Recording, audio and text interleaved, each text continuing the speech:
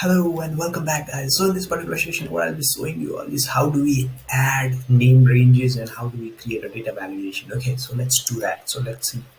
So you can create name ranges from two different ways. So one is, let's say, if you select the whole cell, right? So the H cell, right? So and then you, first of all, what you need to do is you need to create a table, right, from whatever name sales that you are trying to do. So just go to insert, and then since it is already a table, I'll just show it to you there. How do you create a table as well? So suppose this is your product code and description that you want to create name ranges of. So what you do is just go to your insert tab, go to your table tab, and then if you click over here, data table has headers, so that it will basically recognize the first row as a header. So just click OK.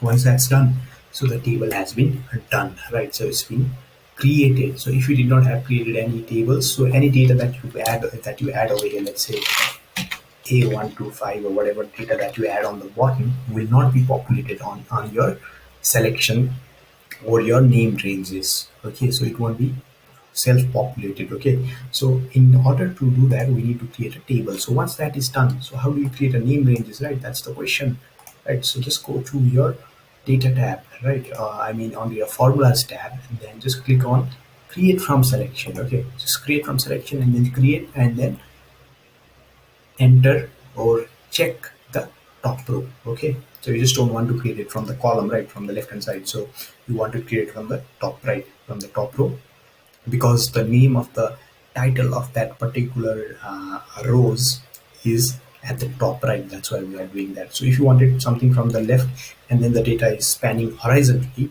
so you would select left column on that case. Okay, so create OK.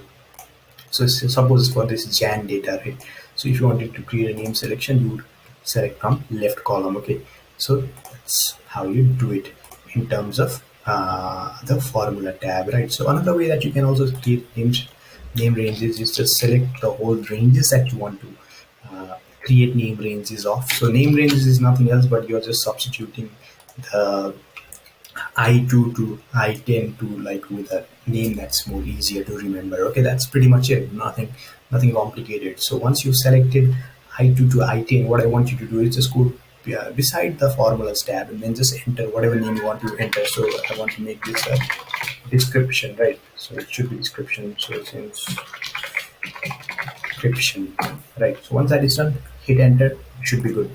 So you can check it as well. So if you type description now, the whole data should pop up. Okay, so same thing with the product code, you could check it, but I'm not going to do it right now. So you want to add a validation, right? So you have employees who are entering it, or you have some other people who are entering it into your worksheet, and then you just don't want them, they want them to mesh up your whole sheets, right? Whole reports and all. So what you do is you add a validation to it. So in order to do that, what you can do is, let's just say I'm going to add a validation to product ID. So if you go to product ID, cell B2 in this case, and then what you can do is go to data tab, go to your data validation, and then if you see over here, you'll see settings, right? That something pops up over here, and then if you click on the list, and then I just don't want it to be dropped down, right?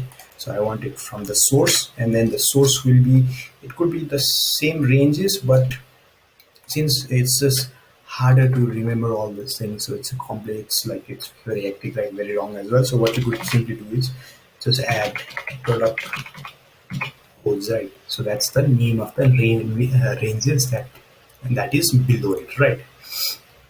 So that we want to validate from. So click OK. Okay, name ranges cannot be specified. What the hell? Product codes, like, isn't it that the same thing? Okay, it has not been created. That's why.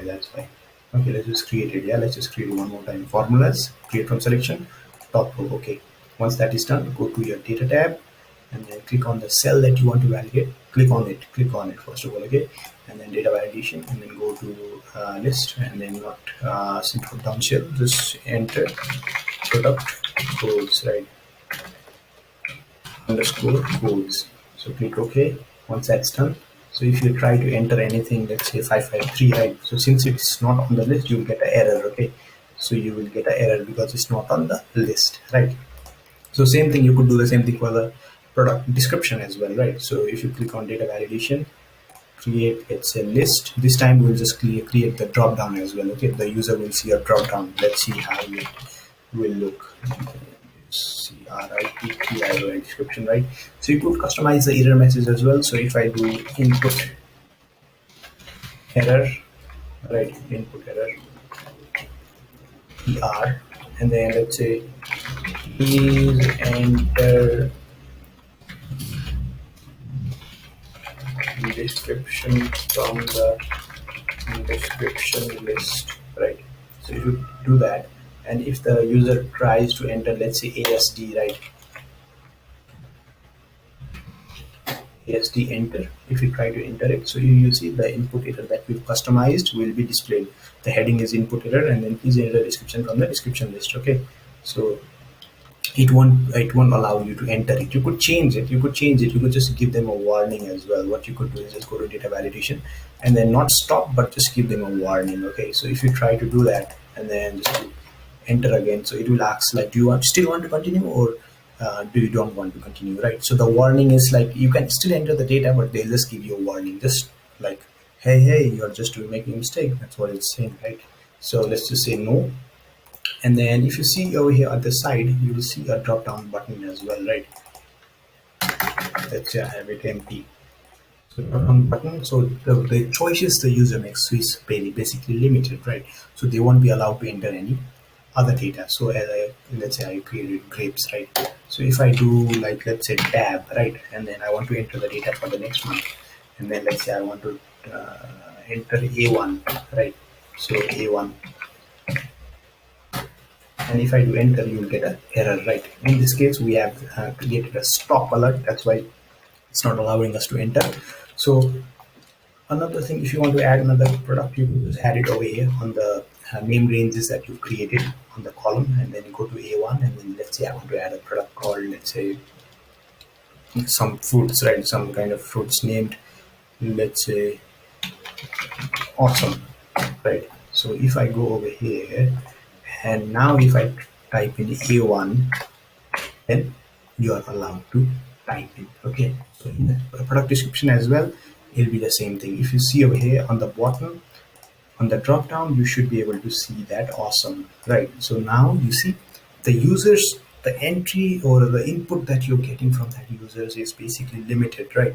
So there won't be any mistakes on your worksheets. Okay, that's the main reason behind using validations and named ranges, right? So you can do lots of things with named ranges, right? So it's so much fun. Like we will basically continue to look under it. So that's it for this video. I will see you in the next one. But if you do like my videos, please do like, share, and subscribe. Until next time, take care. Bye bye.